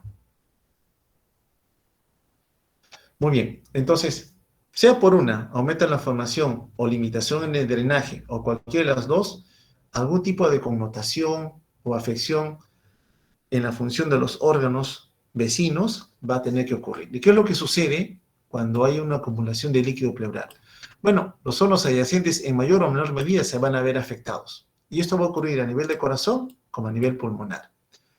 Muchos pacientes, producto de la acumulación de fluidos, vienen aquejando sensación de falta de aire, pero esto no sucede en todos los escenarios. Poca cantidad de líquido acumulado, probablemente el paciente no tenga mayor sintomatología, pero si hay mayor acumulación de fluidos, evidentemente el paciente va a venir más sintomático. Conforme se acumulan los fluidos, el diafragma va a cambiar su morfología. Sabemos que los hemidiafragmas son convexos hacia arriba. Pero si es que hay acumulación de fluidos, y hay en mucha cantidad, los hemidiafragmas se van a tender a aplanar. Y cuando se aplanan, no pueden generar una buena contracción para generar presión negativa que a su vez permita la succión de aire del medio ambiente. Entonces, afectamos la mecánica ventilatoria. Puede favorecer la aparición de defectos restrictivos. Claramente, si hay acumulación de fluidos en el espacio pleural, el pulmón va a tener menos espacio para poder llenarse de aire. Entonces va a haber un compromiso a nivel de la capacidad pulmonar total y la capacidad vital forzada. Entonces tenemos menor cantidad de volumen de aire contenido en relación a una mayor cantidad de líquido pleural acumulado. Si el derrame es masivo, puede afectar también la función cardíaca. Sí lo hemos visto, ¿no? La aparición de un shock circulatorio obstructivo. No solamente el derrame pericárdico lleva un shock obstructivo, también un derrame importante en el motor asesor de condición diferente puede ir de la mano con la presencia de shock circulatorio. Entonces aquí vemos cómo la acumulación de fluidos en el espacio pleural está desinflando al pulmón vecino, no le da espacio, genera un desorden restrictivo, perdemos unidades alveolares, entonces este paciente puede tener algún grado de insuficiencia respiratoria. Poca cantidad de líquido no hay mayor problema. Mayor cantidad de líquido, evidentemente vamos a tener mayores problemas. Bien. ¿Cómo establecemos el diagnóstico en un paciente con derrame pleural? Primero que nada, la clínica. ¿Qué molestias tiene el paciente? Si hay poca cantidad, realmente el paciente no va a tener mayor connotación. Conforme se vaya acumulando el líquido, evidentemente el paciente va a venir más sintomático. No puede haber presencia de tos, presencia de fiebre, dificultad respiratoria, según la causa que esté asociada a la presencia del derrame. En forma confirmatoria, requerimos pedir al paciente que le hagan estudios de imágenes. A la cabeza, una placa de tórax. Obligatorio pedir una radiografía de tórax para reconocer si hay o no presencia de derrame. A veces hay la sospecha de derrame, pero no es suficiente. Entonces pedimos una ecografía torácica, ¿no? Para visualizar la presencia de líquido. Y si queremos todavía mejorar la opción de encontrar la presencia del derrame, podemos pedir una tomografía. Aquí tenemos que recordar algo importante. Sabemos que normalmente hay una cantidad de líquido presente en el espacio pleural. ¿Cuánto es? 10 mililitros promedio. Sí, hay 10 mililitros. Bueno, tendría que haber más de 75 mililitros acumulados en el espacio pleural para que ese ángulo que le dije anteriormente, el ángulo costodiafragmático, este que está aquí, desaparezca o no se pueda ver, ¿no? ¿Cuánto tendría que haber? 75 mililitros.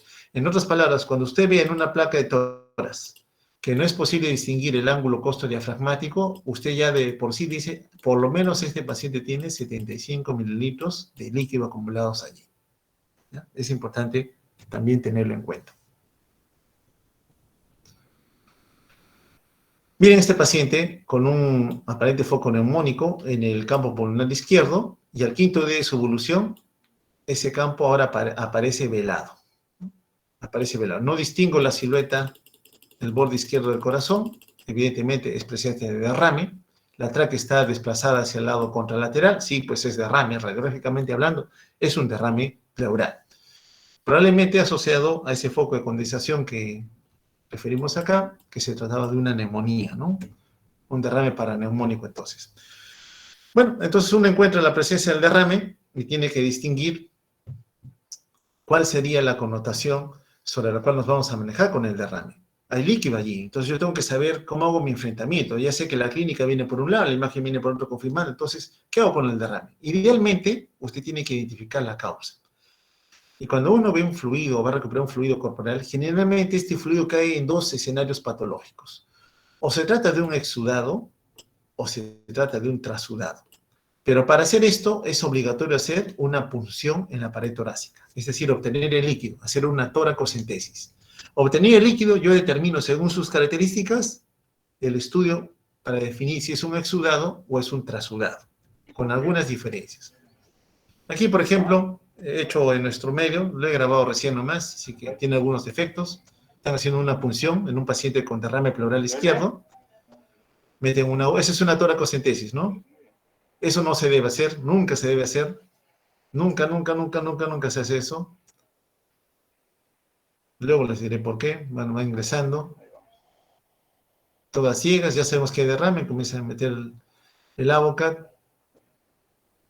Ingresa de a pocos. Duele porque está en pleura. Ahí sale un fluido. Ahí sale un fluido. Ese es un color amarillo cetrino, ¿no? Solamente por el color y las características, ese es un trasudado. Sin ver más para... Pero lógicamente tengo que pedir mis exámenes, ¿no? Tengo que confirmar. Una cosa es, esto es macroscópico. Este es un tipo de derrame pleural que habitualmente encontramos en muchos escenarios. Lo más frecuente en nuestro medio, tuberculosis, ¿no? Tuberculosis. Obtener el líquido ya en un frasquito estéril, como están viendo ahí, es que se tiene que recuperar la muestra para mandarla a analizar, ¿no? Se tiene que recuperar la muestra para mandarla a analizar.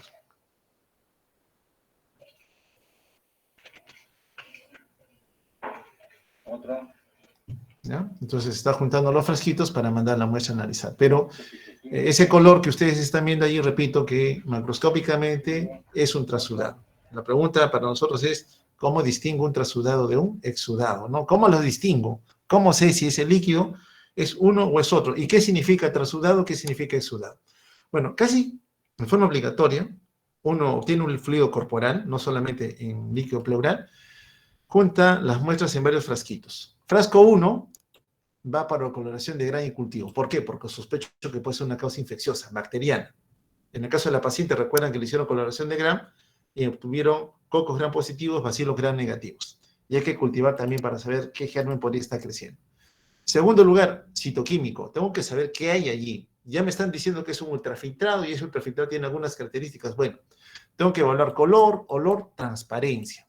Ese líquido cetrino que hemos visto hace un instante es algo transparente, porque si fuera turbio, indirectamente me dice pareciera estar asociado a una infección. A veces ocurre que el líquido que obtenemos es hemático, como la sangre habitualmente. Entonces, si es hemático, obligatorio tienes que pedir hematocrito, ¿no? Obligatorio pedir hematocrito. Estás juntando la muestra, la recuperas en un tubo de ensayo, todo está hemático, y eso se centrifuga. ¿Para qué? Para que calcules el hematocrito. Si al momento de calcular el hematocrito te sale que el hematocrito es mayor al 50%, te sale más de 50%, esa muestra que has obtenido, la centrifuga, sale más de 50%, para ti eso es un hemotórax. Ya no te detienes a pensar en trasudado y sudado, es un hemotórax. Ya luego investigarás por qué. Si el líquido es purulento, como el que vimos de nuestra paciente, ¿se acuerdan? Nos decía, es purulento, piensen en empiema, primera opción. y el empyema es una emergencia para nosotros. Tenemos que actuar rápido. Si el olor es pestilente, como también lo describieron en la paciente, si se acuerdan, piensen que sean anaerobios, es decir, una causa bacteriana del derrame asociado en este caso con alta sospecha de empyema. Si es turbio, si ese líquido amarillo cetrino del paciente anterior hubiera sido de un aspecto más turbio, pensamos que hay alta cantidad de leucocitos, ¿no? A veces son detritos celulares. ¿Quiénes? Las células mesoteliales. Recuerdan que las células mesoteliales se comienzan a activar en sus ciclos celulares según algún tipo de injuria, en este caso inflamatoria. O puede ser, si es turbio, que tenga alto nivel de lípidos. Es decir, un aspecto lechoso no siempre es por pus. Puede ser que se trate de otro escenario, que sea un quilotórax. Entonces, en quilotórax y en empyema, el aspecto se parece mucho, pero el empyema apesta, el quilotórax no. ¿Qué otra característica más? Si tú centrifugas la muestra, digamos, has obtenido un fluido y lo llevas otra vez a tu tubo de ensayo, acá está mi tubo de ensayo, juntaste la muestra, todo estaba turbio, vamos a poner que todo estaba turbio, tienes dos opciones. Que el tubo de ensayo luego de centrifugar no muestre cambios, es decir, que siga del mismo aspecto lechoso. Si es así, tú dices, esto es un quilotórax, es quilotórax. Pero si te sale abajo detrito y arriba un sobrenadante, eso para ti es empyema. ¿Se acuerdan cómo estaba el líquido de la paciente? Un frasco que les digo, guarden en su memoria ese frasco, es típico del empyema. Si hubiera estado luego de la centrifugación igual lechoso, yo digo eso es un quilotórax. ¿Ya? Por eso necesitamos también centrifugar. ¿Qué pruebas más pedimos en el estudio del análisis citoquímico? Bueno, hay que medir glucosa. Si es ultrafiltrado, la glucosa en líquido debería ser muy similar a la glucosa en sangre. Pero en la paciente tenía 3 y en sangre tenía, me parece, algo más de 70. El pH, ligeramente más acidótico en el líquido pleural, ligeramente. En sangre es algo más alcalótico, recuerda. Deshidrogenasa láctica van por ahí, proteínas, ya sabemos que en líquido hay poco, pero ¿qué notamos en la paciente? Proteínas 4 nos decía, y en sangre ¿cuánto tenía? 3. Entonces habría clara diferencia. ¿Cuánto tenía de deshidrogenasa láctica? Algo de 7000, si mal no recuerdo, y en líquido tenía, en sangre tenía, 150. Claramente había algo anormal en el líquido, pero ya por el aspecto, el olor, el sobrenadante, la tos que presentaba la paciente, astenia, dinamia, la hipotensión, aparentaba ya la alta sospecha de un problema infeccioso. El tercer frasquito va para análisis de bacilo de Koch obligatorio en nuestro medio. Somos países de tuberculosis, tenemos que pensar que ese derrame sea asociado a tuberculosis. El líquido del paciente que hemos visto anteriormente es un líquido asociado a tuberculosis, como se confirmó, ¿no? Y pedir un test especial conocido como test de ADA. El ADA es adenosíndeaminasa, es una enzima que se produce cuando los leucocitos se están multiplicando en gran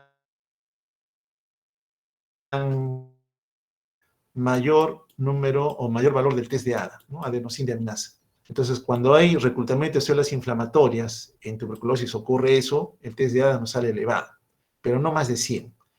Cuando sale muy elevado, más de 100, piensa en neoplasia. Cuando es más de 100 el test de ADA, piensa en neoplasia. Y el cuarto frasquito, que lo pedimos cuando tenemos sospecha de que el líquido pleural esté asociado a una neoplasia, es pedir estudio de Papa Nicolau o un Block-Cell. Papa Nicolau, bueno, del frasquito que se ha juntado, se centrifuga y se hace la lectura de las células que han sedimentado. El Block-Cell se junta una mayor cantidad, a veces sacamos 1 litro, litro y medio, 2 litros de líquido pleural. Bueno, todo lo que usted juntó, igual lo centrifuga, obtiene una mayor muestra de células, eso se llama Block-Cell, y eso también lo lleva a estudiar por un anatomopatólogo. Aquí, por ejemplo, este paciente, en el escenario de un traumatismo torácico, tiene un velamiento del emitórax derecho, se borró el ángulo costo diafragmático derecho, le hacen la punción y sale de aspecto sanguinolento, el hematocrito, ya nos dicen, el hematocrito salió más del 50%, usted dice en ese momento, si es más del 50%, eso es hemotórax. Y la sangre tiende a formar coágulos. Entonces, un abocat cualquiera como el que se colocó al paciente no nos va a ayudar para nada, porque rápidamente se va a tapar. Entonces se introduce un tubo de drenaje, como ven, con varios orificios, porque sabemos que se van a tapar por los coágulos. A veces hay que colocar 2 tubos de drenaje para garantizar la evacuación del hemotórax. ¿Es importante evacuarlo? Sí, porque mira, acá tiene un hemotórax pequeño, 350 mililitros. ¿Ha afectado al pulmón? Sí, ha desinflado parte del pulmón, síndrome restrictivo. Aquí hay más, hasta 1500 mililitros. Mira cómo se afecta el pulmón, se está desinflando porque hay un componente líquido, en este caso hemático, que está ocupando el espacio que él tenía que ocupar. Aquí mucho más, no más de 1500 mililitros, un pulmón que ciertamente ha colapsado por la presencia del componente hemático aquí. Hay que evacuarlo a como dé lugar, porque está afectando las unidades celulares que yo necesito para poder oxigenar la sangre en forma adecuada y eliminar el dióxido de carbono. Acá está, por ejemplo, un líquido obtenido de espectro lechoso. ¿Cómo sé que es quilotórax? ¿Cómo sé que es empiema? Ya lo dijimos, ¿no? El quilotórax, centrifugas, todo sigue igual. El empiema, centrifugas, arriba queda un sorbente claro, abajo queda lechoso. El otro es el olor, ¿no? El olor característico en el empiema pestilente, ¿no? Bien, eso es por aspecto, por olor. Ahora bien, ¿cómo yo puedo distinguir si se trata de un trasudado o de un exudado? Bueno, primero definamos qué cosa es trasudado. El trasudado, evidentemente, es la migración de líquido hacia el espacio pleural. Pero la pleura está sanita. La pleura no tiene ninguna patología de base que le esté afectando.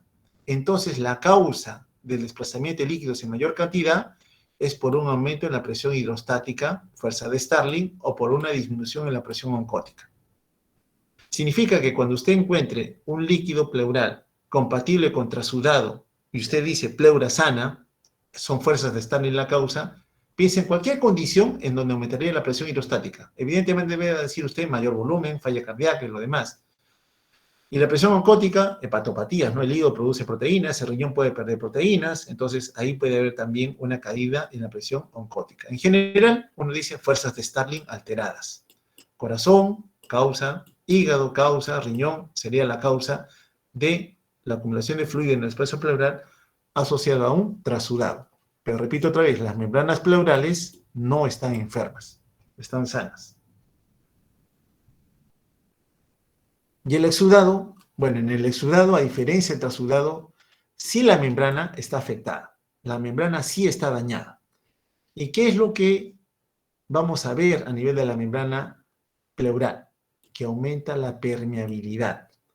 Los capilares están dañados. Entonces, algún fenómeno local está irritando la pleura y está aumentando su permeabilidad.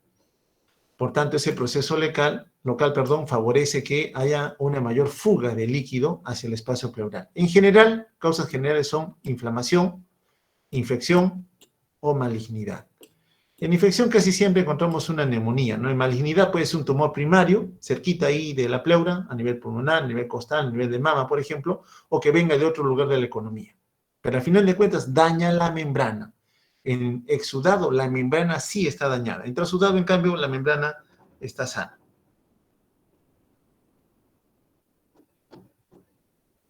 Muy bien. Entonces, trasudado, exudado. Ya hemos visto la definición. Ya sabemos que en trasudado son fuerzas de Starling. Corazón, hígado, riñón son las causas. En exudado es daño en la membrana pleural. Procesos neoproliferativos, neoplasia, inflamatorios, traumáticos, tuberculosis, por ejemplo, desórdenes autoinmunes pueden estar asociados a la presencia de un exudado. ¿Cómo diferencio yo? Tienes que obtener líquido. Hay que obtener líquido pleural, pero también tiene que obtener en ese mismo momento una muestra de sangre. Obligatorio. Cuando usted quiere evaluar exudado o trasudado, obteniendo una muestra de líquido pleural, en los minutos que rodean a la punción torácica, tiene que pedir que el tecnólogo venga a sacar muestra de sangre. ¿Para qué? Para comparar los resultados del líquido pleural con los que en ese momento tienen la sangre. No me sirven los resultados de hace un mes atrás, no señor, no le sirve. Tiene que ser la sangre que rodea los minutos en los que usted está haciendo el procedimiento. Leigh, que ya falleció hace poco, más de un año, diseñó unos criterios importantes que nosotros tomamos en cuenta para diferenciar trasudado y exudado. Él pidió simplemente, limítate a pedir proteínas en líquido y en sangre, como también nivel de deshidrogenasa láctica, tanto en líquido como en sangre. Muy bien. Y él diseñó, estadísticamente hablando, 3 criterios a considerar. La relación entre proteínas en líquido pleural versus proteínas en sangre. Si la relación te salía menor a 0,5, trasudado. Si te salía mayor a 0,5, exudado. La paciente tenía 4 en líquido, 3 en sangre. Claramente mayor de 1. Con 1, yo ya digo, es un exudado. Ese líquido de la paciente que vimos es un exudado. Deshidrogenasa láctica, igual. Deshidrogenasa láctica en líquido pleural versus deshidrogenasa láctica en sangre. Menor a 0,6 trasudado, mayor de 0,6 exudado. La paciente tenía 7.000 y algo más, si mal no recuerdo, versus menos de 200, si recuerdo mal, en DHL. Evidentemente está muy por encima de este valor, bastante elevado. Otro favor de exudado. O que la cantidad de DHL en fluido pleural supere 2/3 el límite normal. Si es hasta 200, está en 7.000, claramente los superaba. LAES nos dice, basta un criterio de los 3 para que tú digas si es un exudado. Basta que uno esté presente, ya es exudado. Por tanto, ya te está limitando las causas en las cuales vas a tener que pensar para encontrar aquel proceso que originó la acumulación de fluido en ese paciente. Lógicamente, hacemos cuerpo común con los otros hallazgos, ¿no? En el citoquímico, el recuento de células, ¿no? Los polimorfos nucleares, si uno los encuentra, que no es normal encontrarlas allí, pensamos en infección bacteriana, ¿no? Un predominio mononuclear con derrame pleural, pensamos en tuberculosis. En nuestro medio más pensamos en tuberculosis. Cuando sacamos líquido, encontramos que el predominio es mononucleares, característicamente hablando, pero si encontramos polimorfo nuclear, el líquido más turbio, ha tenido neumonía, lo más probable es que sea un derrame paraneumónico, que sea un exudado asociado a un derrame paraneumónico. La coloración de Gram, claramente, necesaria para encontrar al agente patógeno. El hematoquito, ya lo señalé ya, si usted extrae un volumen de líquido compatible con sangre, hay que hacerle el hematocrito. Si es mayor a 50%, usted inmediatamente dice, esto es un hemotórax. El nivel de glucosa debe ser bastante similar, ¿no? Pero si es menor al valor mínimo normal en sangre, menos de 60, nos dicen aquí, claramente pensar que hay algún componente, algún patógeno que está consumiendo la glucosa. Puede ser asociado a proceso bacteriano, puede ser también células neoplásicas consumen glucosa, puede ser una tuberculosis, consume glucosa. Enfermedades autoinmunes, artritis reumatoide, lupus eritematoso sistémico, por ejemplo, consumen también glucosa. ¿Cuánto tenía la paciente? 3 miligramos por decilitro tenía en líquido versus más los de 70 que tenía en sangre. Claramente había algún componente que estaba consumiendo la glucosa. El pH, importante también a considerar, ¿no? Todo pH menor a 7.2, usted se preocupa grandemente porque va a pensar solamente por el pH que puede ser un empiema. Por el aspecto, por el color, por el sobrenadante, uno ya decía que era empiema, pero un pH menos de 7.2 claramente a favor de un empiema. Un nivel de triglicéridos mayor a 110, piensa en kilotoras. No solamente el aspecto lechoso que al centrifugar no cambia, también el medir triglicéridos y estos salen elevados, pensar en que se trata de un kilotoras. Amilasa, ¿qué tiene que hacer esta enzima que se produce en glándulas asociadas al tubo digestivo? Bueno, cuando hay una pancreatitis grave o una ruptura de esófago, recuerda que en la saliva hay amilasa salival, y uno la deglute y el esófago es solamente vía de conducción. Cuando se rompe el esófago para una condición y evacúa el contenido hacia el espacio pleural, el encontrar amilasa elevada también me hace sospechar que sí, el paciente tenía una ruptura esofágica, por ejemplo. Bien, entonces ya sabemos diferenciar exudado o trasudado, criterios de LAES nos van a ayudar mucho, el aspecto macroscópico también, la coloración de Gram también es determinante. Entonces, ya prácticamente se cierran los procesos que pueden estar asociados a cada uno de ellos. Pero, en el caso de los exudados, importante, no olvidar que un grupo de ellos puede evolucionar al empiema. Y dijimos, el empiema representa para nosotros un escenario de emergencia. ¿Por qué?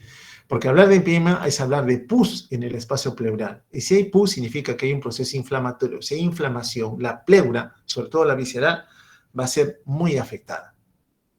Aquí tenemos, por ejemplo, un escenario de un proceso muy cercano a la pleura visceral. Puede haberse tratado de una neumonía, por ejemplo, a este nivel, que evacúa su contenido al espacio pleural. Y eso que estamos notando aquí es un empiema, ¿no? Un empiema, que por el gran desorden inflamatorio va a afectar a esta pleura de acá, a la pleura visceral. ¿Y qué le ocurre a esa pleura? Se endurece, pierde fibras elásticas. y si es que se endurece este pulmón, ya no se va a poder expandir con la libertad que tenía hasta antes de que el empiema se haya formado. Otra complicación puede ser los abscesos, pero no estamos hablando de abscesos, que también son otros procesos que pueden asociar a las infecciones. Aquí hay otro, por estafilococo, por ejemplo, varios microabscesos, igual termina produciendo un empiema. Y aquí este paciente, miren cómo el compromiso en el emitor es izquierdo, la pleura francamente engrosada, aquí la notan mejor. ¿Se acuerdan del mesotelioma? Algo parecido por acá, una pleura engrosada. ¿Qué está haciendo? Está atrapando, está encarcelando al pulmón, no lo va a dejar expandirse, que es una condición también grave que afecta a las personas. ¿Y qué nos queda hacer con ellas? Cirugía. ¿Qué tipo de cirugía? Hay que decorticar, sacar toda la pleura visceral para darle espacio a este pulmón a que pueda expandirse y favorecer una mecánica ventilatoria mucho más aceptable. En general, los empiemas, que es una condición grave para nosotros, pasan por 3 estadios: una fase exudativa, una fibrino-purulenta y otra de organización. En la fase exudativa, acá está pulmón normal, acá está esta zona de la pleura, está en fase exudativa, gran componente inflamatorio, que va asociado luego al derrame. Vean ustedes, cuando ocurre un desorden inflamatorio en el espacio pleural, hay tanta inflamación que a veces se crean adherencias entre la pleura parietal y la pleura visceral. Esta es una adherencia, por ejemplo.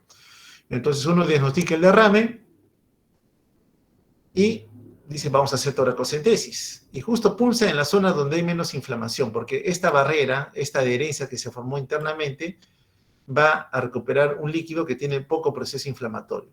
Pero en la zona baja, miren, por debajo de la adherencia, encontramos un gran proceso inflamatorio. Entonces, una cosa es hacer una toracocentesis a este nivel y otra cosa es hacer una toracocentesis, a un nivel mucho más alto, ¿no? Importante también saber que eso ocurre en el escenario de los empiemas, como que se va tabicando el espacio pleural. Bueno, en relación justamente al derrame pleural, entonces, sobre todo de tipo exudado, siempre fíjense ustedes en 3 componentes: cómo está el pH, cómo está la glucosa y cómo está la deshidrogenasa láctica. Los 3 tienen que valorar. Este exudado que estoy encontrando en el paciente, ¿irá de la mano con un empiema o no? Bueno, responda. ¿El pH está más de 7,2? ¿La glucosa está más de 60? ¿O la deshidrogenasa láctica está menos de 1000? Bueno, si es así, solamente usted habla de que se trata de un derrame pleural cualquiera. Vamos con calma. Pero si el pH está menos de 720, el paciente tenía 6,9, la glucosa está menos de 60, la paciente tenía 3, o la deshidrogenasa láctica está más de 1000, la paciente tenía 7000, usted está frente a un empiema. No le queda otra que proceder a la cirugía, colocar un tubo de drenaje, o si ya está complicado con un acartonamiento de la pleura visceral, retirar a esa pleura porque va a generar un severo desorden restrictivo en el pulmón de esa paciente. Entonces, para ella era necesario colocar el tubo de drenaje porque estaba altamente expuesta al riesgo de generar un problema a nivel de la pleura visceral que la limite desde el punto de vista restrictivo. Esta paciente mujer, 53 años de edad, efusión pleural paraneumónica, que se complicó con un empiema. Es que miren cómo quedó la pleura visceral, engrosada, miren una línea blanca, ¿no? Este es el espacio pleural. Ahí está el derrame, lo que tuvo de empiema, pero la pleura quedó engrosada. Entonces, ¿qué está haciendo? Está atrapando al pulmón, no lo deja expandirse. Entonces, como secuela, nos genera un desorden restrictivo. Entonces, cuando usted esté frente a un empiema, sabe que lo tiene que evacuar, probablemente tengan que darle una gran carga de antibióticos, porque si no lo hace, esa pleura visceral va a tener una gran limitación en la capacidad elástica que va a afectar luego al parénquima pulmonar subyacente. ¿No? Acá vemos cómo en el tiempo la acumulación de fluido por el gradiente de presión negativa que se va formando lleva a generar este empiema, ¿no? El empiema que pareciera ser algo bastante sencillo, pero con las características que se señalan en relación a la condición de pH, el lactato de deshidrogenasa y el nivel de glucosa, usted puede claramente definir si está o no frente a ese escenario, ¿no? Lógicamente, esas células inflamatorias que se van a ir reclutando van a ir ocasionando mayor injuria, mayor lesión a la pleura vecina, la pleura visceral, y eso es lo que justamente nosotros queremos evitar. Bueno, ya esta presentación, todavía creo que estamos con tiempo, muy cortita, para que podamos revisar algo de el espacio pleural, ¿ya? Voy a tratar de correrla. Vamos a ver acá. Acá está. What is the pleura exactly? The pleura is a continuous membrane. Bueno, acá se hace referencia al espacio pleural. Folds over onto itself and affects things of each lung. Entonces, acá se va a hablar de la mecánica ventilatoria, ¿no? Eso es lo que normalmente ocurre. Miren cómo el pulmón se expande, tiene contacto con la pared torácica, gracias justamente a la presencia de esa pequeña cantidad de líquido pleural. Entonces, hay una serie de repliegues de membrana, uno en contacto con el pulmón, pleura visceral, y otro en contacto con la pared torácica, que es la pleura parietal. Entonces, ese movimiento suave, sin mayor distorsión ni afección, se da justamente por la presencia de líquido. Esa es una videotoracoscopía, este es el pulmón, con su pleura visceral, y la pared torácica con su pleura parietal. Ya sabemos las diferencias, una es más elástica que otra, la otra está firmemente adherida a la pared torácica. Entonces, ese movimiento suave, con escasa fricción entre una y otra membrana, es la que permite que continuamente todos nosotros podamos ventilar sin mayor problema, ¿no? Gracias a la presencia de esa pequeña cantidad de líquido en el espacio pleural, 0,1 a 0,2 mililitros por kilogramo de peso, ¿no? Lógicamente que su acumulación sí va a ir de la mano con un componente claramente patológico, ¿no? What is pleural fluid? What kind of Entonces aquí vamos a ver cómo es que se da el escenario del trabajo que se da a nivel del componente líquido, ¿no? Y de su composición. ¿Qué lo compone? ¿Qué es lo que habitualmente encontramos en esa pequeña cantidad de líquido? Bueno, como es ultrafiltrado, sí, pues vamos a encontrar los solutos, ¿no? Bien dice acá, sodio, cloro, bicarbonato, glucosa también, muy similar a la que encontramos en sangre. Albúmina, sí, pero en menor cantidad de la que encontraríamos a nivel sanguíneo. La glucosa igual es ultrafiltrado, recuerden ustedes, albúmina. En sangre es mayor la albúmina, en sangre es mayor el bicarbonato, el pH en sangre es mayor que el pH de líquido, pero nunca debe ser menor a 7.2, no lo olviden, ¿ya? Nunca debe ser menor a 7.2. Macrófagos, ya hemos visto, hay mononucleares, hay células mesoteliales, hay monocitos también, entonces son las células que habitualmente están aquí. Todos son mononucleares, no vemos a ningún polimorfo nuclear. Eso es lo habitual para nosotros. Recuento, bueno, menos de 1.700 células por milímetro cúbico, ¿no?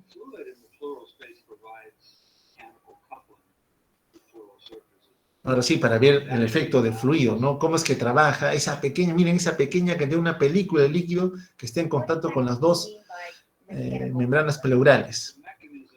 El trabajo en sí, como bien se va a señalar aquí, se asemeja a lo que a veces ingerimos una bebida de agua helada, y lo ponemos sobre un posavasos, y vemos que a veces por la fuga de líquido que separa el vaso del posavasos, uno puede deslizar el vaso, ¿no?, sobre él mismo y genera un movimiento suave. Nos ha pasado a veces de juego, lo hemos hecho, es el mismo movimiento que se genera a nivel de las membranas pleurales. No genera mayor distorsión, ni dolor, ni inflamación, nada por el estilo. Y es lo que se necesita porque el pulmón siempre se está expandiendo, siempre hay una fase inspiratoria que acompaña a cada ciclo ventilatorio. Bueno, sabemos que tanto la pleura parietal a la izquierda como la visceral a la derecha participan formando el líquido pleural. Pero solamente la parietal, la que vemos los linfáticos, miren los estomas cómo se abren y se cierran, van succionando el líquido, ¿no? Van permitiendo el drenaje del líquido pleural. Ese trabajo, al inicio generado por las fuerzas de Starling y luego por el componente linfático, se realiza en forma continua. Tal igual que se está formando, se está drenando el líquido. La velocidad, ya saben ustedes, 0,01 mililitro por kilo por hora.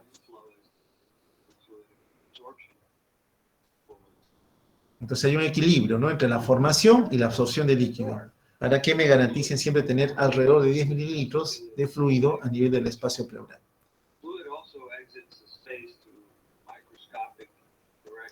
Bueno, las vellosidades que vemos ahí también presentes, aquí las células mesoteliales miran al espacio pleural, tanto en la pleura visceral, perdón, como en la pleura parietal, miran al espacio pleural.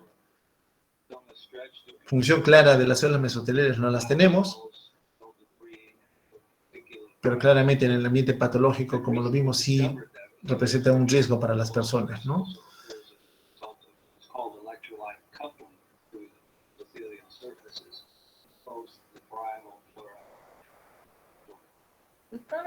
Entonces ven cómo el líquido que se acumula siempre se recupera hacia la circulación sistémica. Bueno, hacia lo patológico, ya vayamos a la acumulación de líquido de forma patológica, cuando en algún momento en el espacio pleural va a haber una mayor acumulación. hemos visto dos condiciones generales van a llevar a la acumulación de fluidos, ¿no?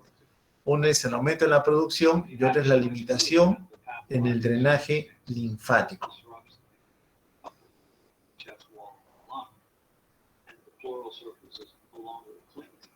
Ahí está, se formó el líquido. Entonces ya tenemos un paciente que viene por derrame pleural, ya puede venir con sintomatología o no asociada, la imagen lo comprueba, entonces ya tenemos un paciente con un derrame. Tenemos que tratar de investigar el por qué se ha podido formar desde el punto de vista fisiopatológico. La sospecha, paciente con disnea, sensación de plenitud, quiero inspirar más, no puedo, como que algo no me lo permite, ¿ya? O en el escenario más grave, lógicamente cuando han comprimido el pulmón, lo han desinflado, generan también atelectasias, ¿no?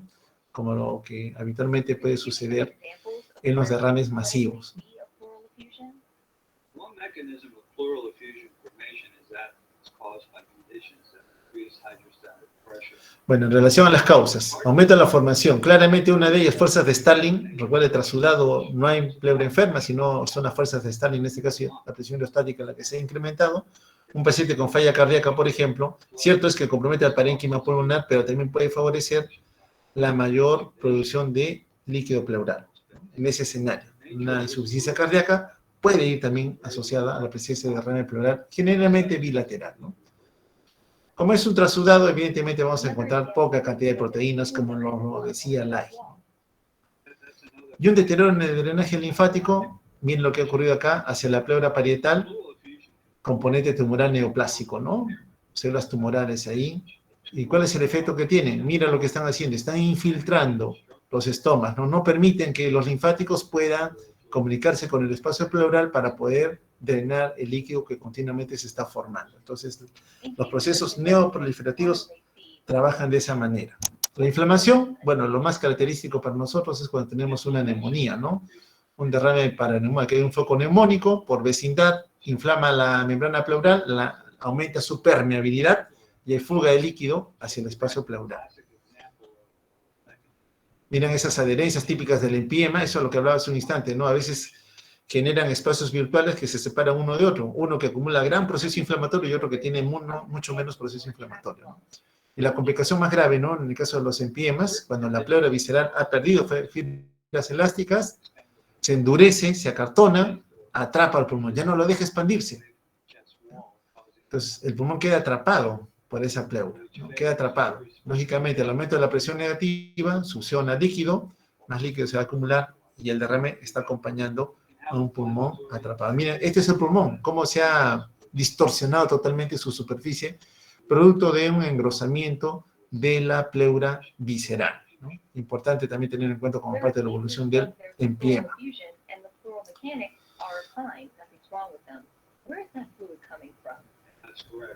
Bueno, escenarios en donde no tenemos una causa asociada a la caja torácica, a veces las causas vienen fuera de los pulmones, no están encerrados en ellos. Siempre pensar que puede ser el abdomen, ¿no? Por las comunicaciones que desde la vida embrionaria nosotros podemos todavía mantener. Aquí, por ejemplo, un paciente con una hepatopatía crónica, una cirrosis macronodular, acumula líquido en el abdomen, genera también la acumulación de fluido a nivel pleural, los síndromes hepatopulmonares, ¿no? Igual, causa hepática, no es pleura enferma, vamos a ver un líquido compatible con un trasudado.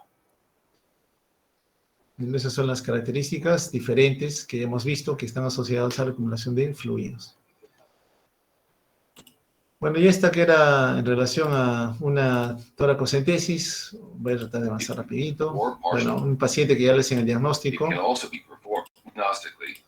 Hay un velamiento de campo pulmonar derecho. Vamos a avanzar rápido, no, ya sé que estamos sobre la hora. Se explica el procedimiento. Lógicamente acá con otra técnica, algo diferente a la que vimos. El paciente va a colaborar. Vamos a ver acá. Bueno, acá se le da algo más de comodidad.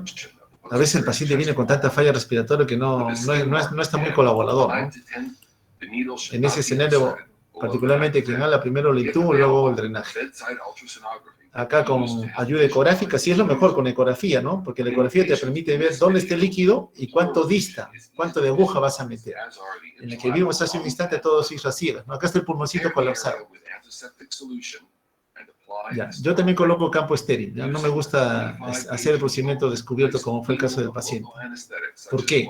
Porque tú estás entrando a un espacio estéril, entre comillas. Entonces, si no vas a guardar medidas de asepsia antisepsia, puedes llevar gérmenes hacia el espacio pleural. Tienes que tener mucho cuidado. Yo sí prefiero usar este tipo de campos. Siempre en el borde superior de la costilla. Recuerden que en el borde inferior está el paquete vasculo nervioso. Si tú lo pulsas, puedes llevar a un retorno hemático, ¿no? O causar una lesión a nivel de fibra nerviosa. Mucho cuidado. Siempre por encima de la costilla, en el borde superior. Entonces acá está ingresando. Y hay un tubo líquido, un poco de sangre vieron al inicio. Puede ser por el trauma nada más de la punción.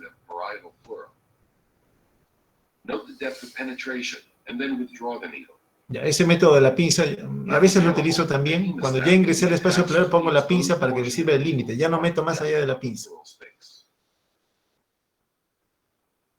Y aquí van a hacer la aspiración igual.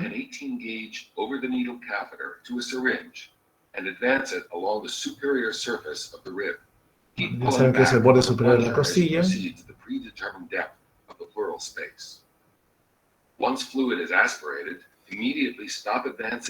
Ya está teniendo un líquido. Y ahí mete el boca es de plástico, material plástico, no causa mayor daño adentro. La aguja sí podría punzar el pulmón. Siempre taparlo, por eso dije hace un rato, no hay que dejar nunca descubierto el orificio de entrada, porque el aire puede entrar. Recuerda que la pleura es presión negativa, puede succionar el aire del medio ambiente y generar un neumotórax. Ahí está aspirando, también es un amarillo cetrino, ¿no? Algo claro, parece trasudado de primera intención.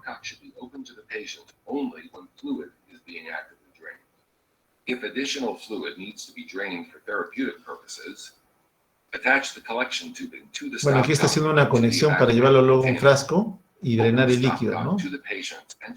Cerró la comunicación y ya puede drenarse el líquido para retirar entre litro y medio aproximadamente. Voy a avanzar un poco. Ya saca la muestra. Vamos tiene que ir al análisis, ¿no? Disculpen que avance así. Muestras para cultivo, citoquímico, oral, cultivo. Ya sabemos, acá está nuestro criterio de like, ¿no? Nos dice de una vez, a la sospecha, es la valoración. Proteínas en líquido, proteínas en sangre. DHL en líquido, DHL en sangre. Y si es que el nivel de DHL supera o no 2/3 del límite superior normal.